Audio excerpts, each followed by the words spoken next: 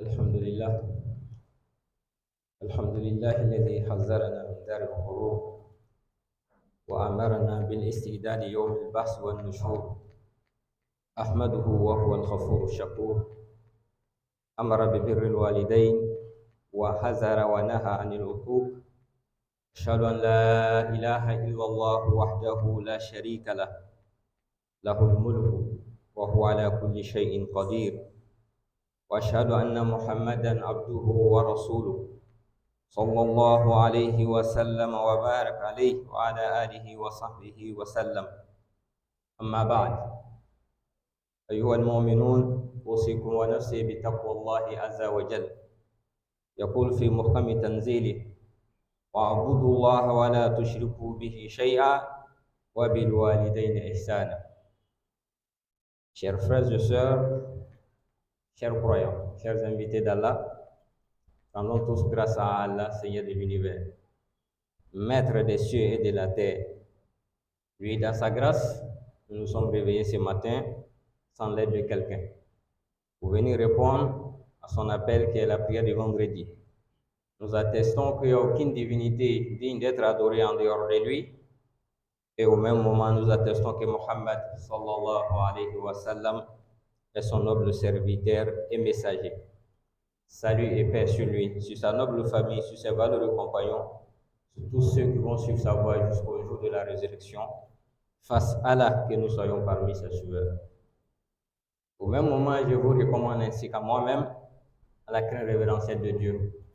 Craignons Allah à chaque instant, à tout moment. Sans la crainte de Dieu, il sera profitable pour nous d'ici-bas et dans l'au-delà.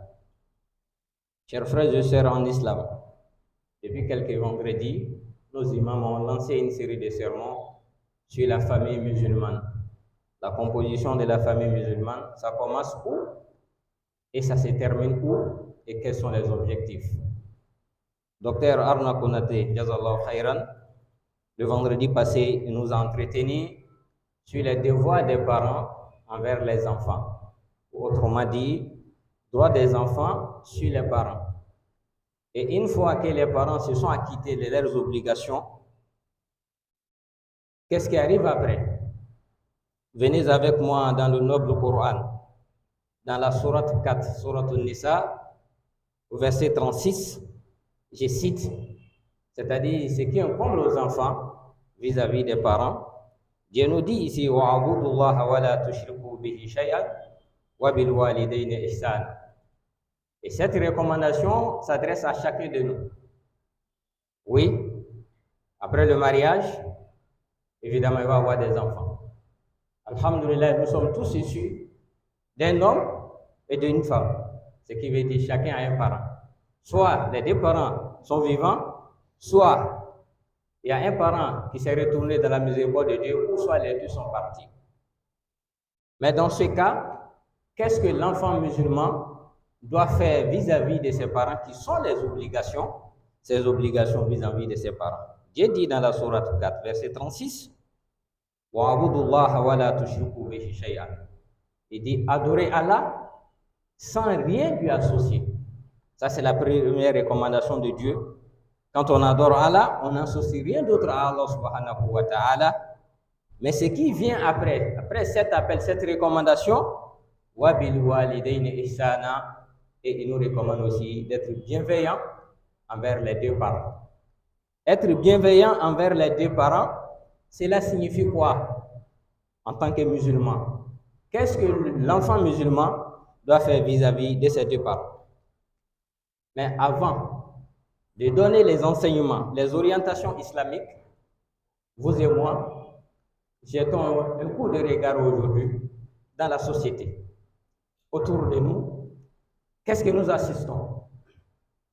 Est-ce que les enfants d'aujourd'hui sont obéissants ou bienveillants envers les parents, ou c'est les parents qui font le contraire? Cela signifie quoi? C'est que l'enfant devrait faire pour les parents, et nous assistons aujourd'hui que c'est les parents qui font ça pour les enfants. C'est grave. C'est l'enfant qui doit soutenir ses parents, mais c'est la pauvre mère, celle qui est toujours dans la cuisine. Elle va préparer pour sa fille, Et des fois, quand elle appelle sa fille, viens manger, si elle ne descend pas, c'est la pauvre qui va porter la nourriture pour sa fille. Est-ce que c'est là islamique? Non. Le jeune garçon, au lieu de nettoyer, laver la voiture de son père, non. Des fois, même c'est papa qui va se débrouiller pour laver sa voiture ou aller faire quelques courses. Or, c'est le jeune garçon qui est à la maison qui doit le faire. Donc, l'islam nous interpelle. Raison pour laquelle les imams ont lancé cette série de sermons pour dire que la famille musulmane aujourd'hui doit être plus forte qu'auparavant. Et qu'est-ce que Dieu nous recommande? Pour s'acquitter des obligations envers ses parents, Dieu nous interpelle dans la sourate 31, versets 14 à 15, sourate Luqman. Dieu nous dit ceci: toi, jeune musulman, que tu n'avais pas compris, nous demandons à Allah subhanahu wa ta'ala qu'il nous pardonne. Et à partir de cet instant, qu'est-ce que tu dois faire vis-à-vis de tes parents? Dieu dit: wa wassayna al-insana biwalidayhi. Dieu recommande, il dit: quant à toi, homme comme femme, que nous avons recommandé à l'homme quelques éléments envers ses parents qui sont les obligations. On ne demande pas si c'est ton choix, non. Savez-vous, on ne choisit pas ses parents. Non. On ne choisit pas ses parents. Mais c'est Dieu qui nous apporte des parents. Tu es né, tu ne savais pas. Quand tes parents se sont mariés, toi tu n'étais pas là. Donc ce qui signifie qu'on ne choisit pas ses parents. Mais dans le cas contraire, vis-à-vis de tes parents, qu'ils soient sur le droit chemin ou soit le contraire, Dieu nous recommande d'être bienveillants d'abord envers nos deux parents.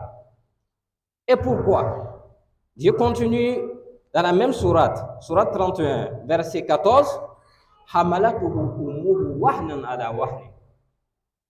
il dit: je te recommande d'être bienveillant envers tes parents, être gentil, doux, disponible pour tes parents.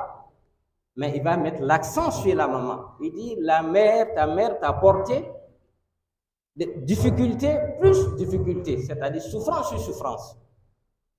Et quelles sont les souffrances de ta mère?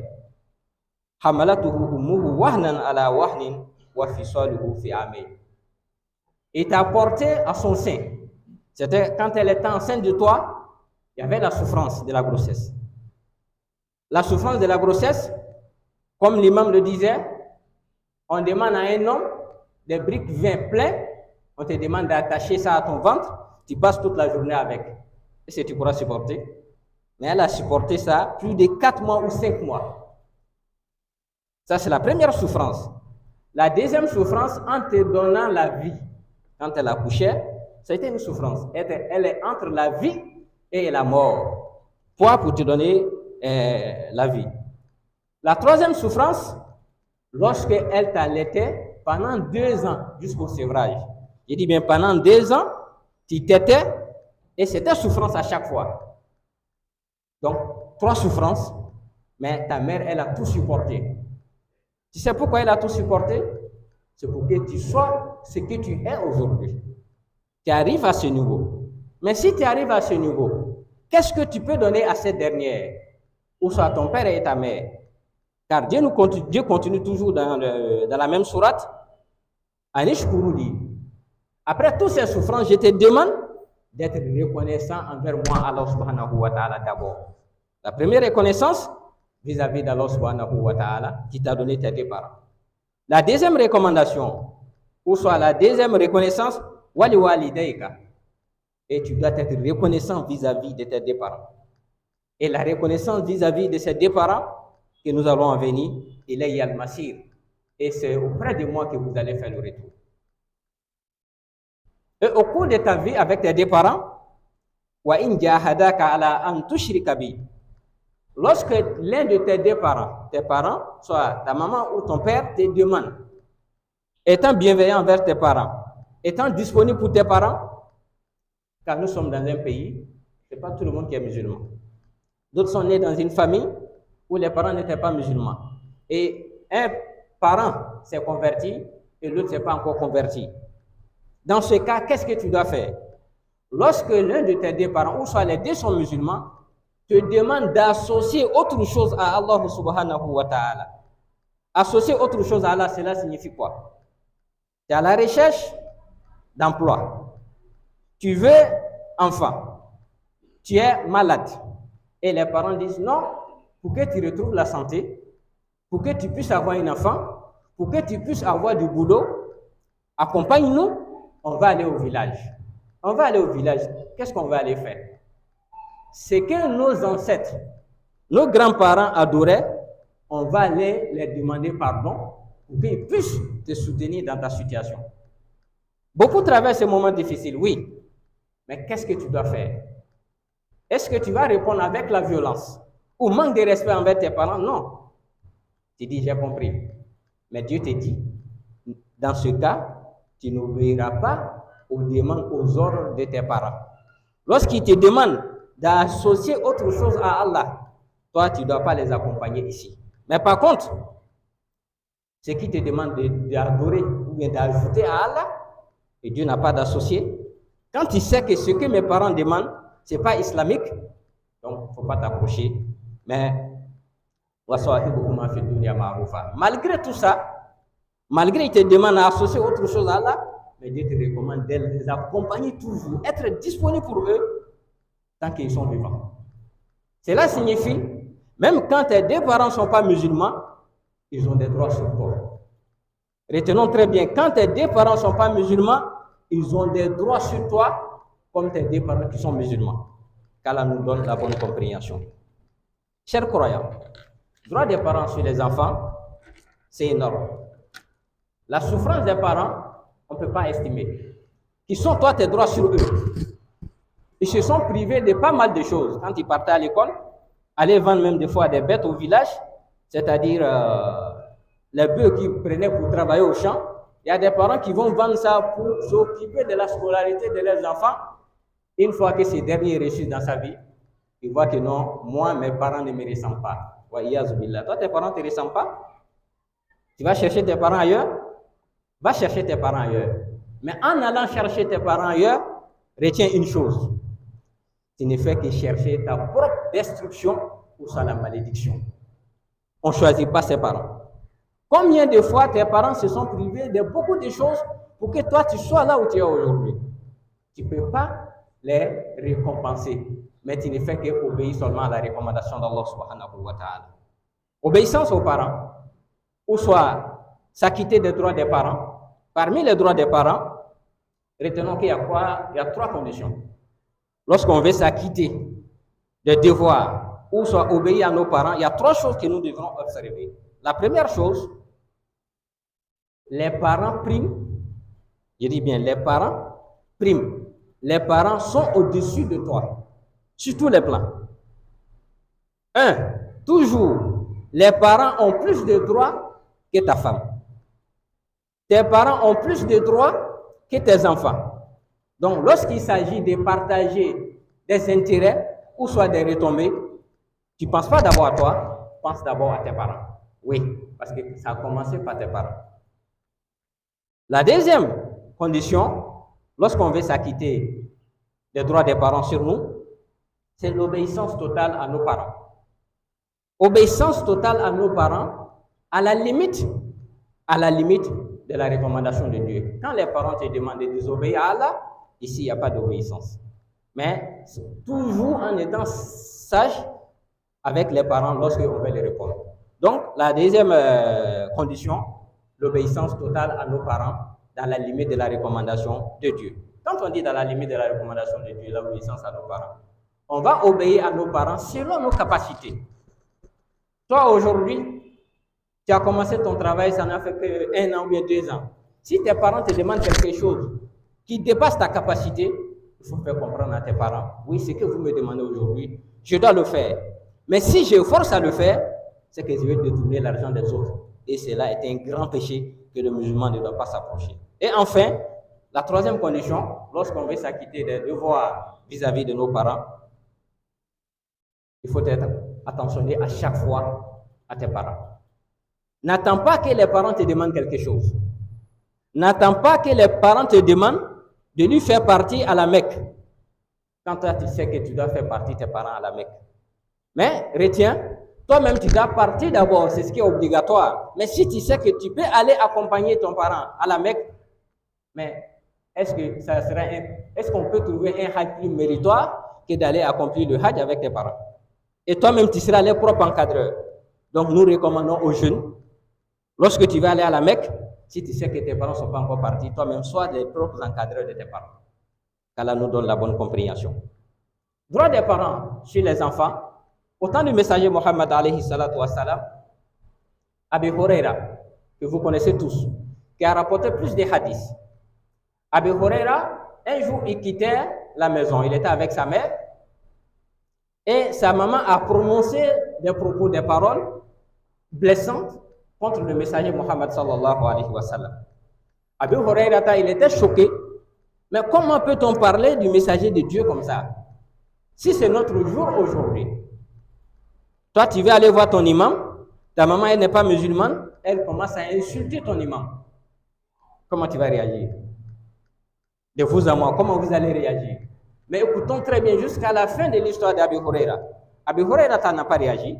Il a été positif avec sa mère jusqu'à ce qu'il arrive ce messager alayhi salatu wassalam et il explique les faits.